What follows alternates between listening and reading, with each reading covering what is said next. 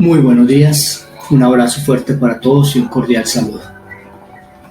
Ayer terminamos hablando de qué significaba siervo. Estamos en la introducción que dice Simón Pedro, siervo y apóstol de Jesucristo. Y terminamos hablando de qué era siervo, ¿cierto? Siervo de Jesucristo. Siervo, generalmente en la Biblia hay dos frases o dos palabras griegas para referirse a este término. Una de ellas es del griego diáconos, ¿sí?, que hace referencia al siervo en el hogar, ¿cierto? También está relacionado, recuerda que en aquella época todavía estaba la esclavitud, entonces estaba relacionado también con aquellas personas que servían en el hogar. Pero esta palabra, la palabra que se utiliza aquí es la palabra griega doulos. ¿Qué significa? ¿O a qué hace referencia? Se hace referencia a un esclavo, ¿cierto? Pero no a cualquier esclavo, es decir, a un esclavo que ya había recuperado su libertad, o sea, él había obtenido su libertad, bien sea porque el amo se la había dado, porque él había podido pagarla, y en esa época le daban un documento y era libre de andar y nadie más lo podía volver a esclavizar, ¿cierto? Pero aquí hace referencia a que a pesar de ser libre, ¿sí?, decide seguir sirviendo a su Señor por amor y agradecimiento. Por amor y agradecimiento. Recordemos también que en el Antiguo Testamento, cuando se daba libertad a un esclavo, ¿cierto? Este se podía ir, pero si este quería seguir sirviendo a su amo, bien sea porque allí estaba su esposa, estaban sus hijos, el amo lo acercaba a un palo y le abría un hueco en la oreja, ¿sí? ¿Qué quería decir? Y le ponían allí algo y decía que este esclavo estaba allí voluntariamente, ¿cierto? Entonces el trato también cambiaba, no le podían dar un trato igual a un esclavo que estaba hasta ahora pagando, sino tenía diferente clase. Entonces miremos esa introducción que hace Pedro, ¿sí? Y yo les dije, está uniendo Antiguo y Nuevo Testamento y ahora nos dice siervo. Va antes del apostolado de Jesucristo, que es lo que quiero que entendamos, ¿cierto? Entonces allí dice Pedro, ya estoy libre, ya he corrido mi carrera, Señor, estoy seguro de la salvación de mi Señor porque Él me está esperando y anhelo morir para ir a verme, pero tengo una preocupación y estoy aquí por amor a nuestro Señor Jesucristo y por amor a Él voy a morir. Sigue la palabra apóstol, que hoy en día hablamos de la apostolitis, todos son apóstoles. Ninguno tiene el título ni sabe dónde se lo dieron, pero la mayoría son apóstoles, porque tienen no sé cuántas congregaciones, porque bueno, ha viajado alrededor del mundo, pero uno le pregunta cuántas iglesias ha establecido y vamos a mirar ahí.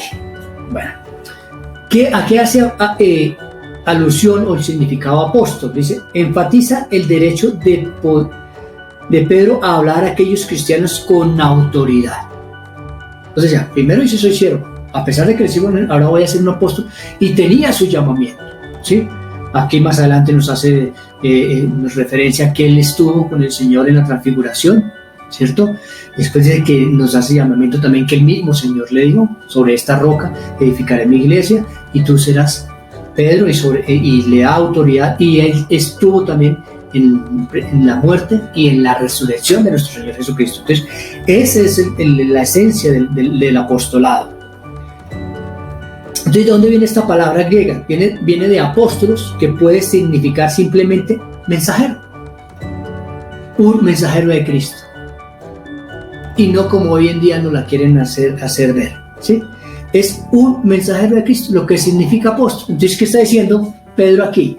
Mire, no solamente soy un siervo, una persona que por amor a Jesucristo ha decidido servir, sino que soy un mensajero de Él. Y tenía todos los títulos para decir, porque Dios le había dicho, recuerda, dijo, Pedro, te encargo que ministre, que cuides a tus hermanos y a mis ovejas, a mis corderos y a mis carneros. Allá están finales de Mateo. Ese le encarga, después de que lo restaura por 3 veces, lo negó, 3 veces lo pegó, lo restaura el Señor y le da la gran comisión. Entonces no estaba hablando uno desconocido. Entonces, claro, dice apóstol de Jesucristo. Ya tenemos aquí. Después se dirige a los que por la justicia de nuestro Dios y Salvador Jesucristo han recibido nuestra fe tan preciosa como la nuestra. Entonces, la otra pregunta y por la que viene esta carta es, ¿a quién estaba escribiendo Pablo esta carta? de que recordemos que en la primera dice a todos aquellos que estaban siendo perseguidos en Asia, en Ponto, en Capadocia, aquí vuelve, pero específicamente aquí, en la pregunta es si eran judíos o eran gentiles, ¿cierto? Aquí nos habla claramente cuando dice, han recibido una fe tan preciosa como la nuestra. Tan preciosa como la nuestra. ¿Nuestra de quién se está refiriendo? Él era judío. Y recordemos que los judíos siempre han hecho una diferenciación entre el judío, que es el pueblo llamado de Dios, y los demás que se llamaban gentiles, ¿cierto? De allí en Hechos de los Apóstoles nosotros miramos que los judíos cuando empiezan a evangelizar imponían una carga, es decir, que tenían que, primero que todo tenían que circuncidarse para poder pertenecer al cristianismo, ¿cierto? Y tenían que tomar los mismos hábitos de ellos, ¿sí? Es decir, tenían que sus comidas, sus formas de vivir. Recordemos que los judíos en eso son herméticos, tienen una forma de alimentarse, de vestirse, unas oraciones, unas exclamaciones, es decir, ellos tenían un estatus aquí tan alto que hacían claro diferenciarse del que no era judío, ¿sí?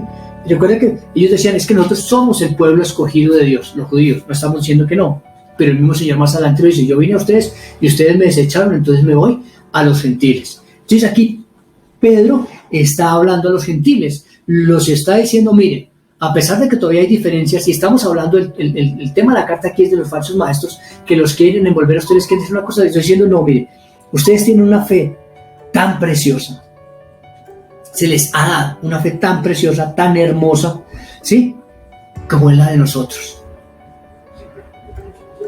En la nueva comunidad de creyentes le está diciendo, bienvenidos a esta nueva comunidad, ustedes son exactamente iguales a nosotros. ¿Por qué? Porque en el reino de los cielos, ¿cierto?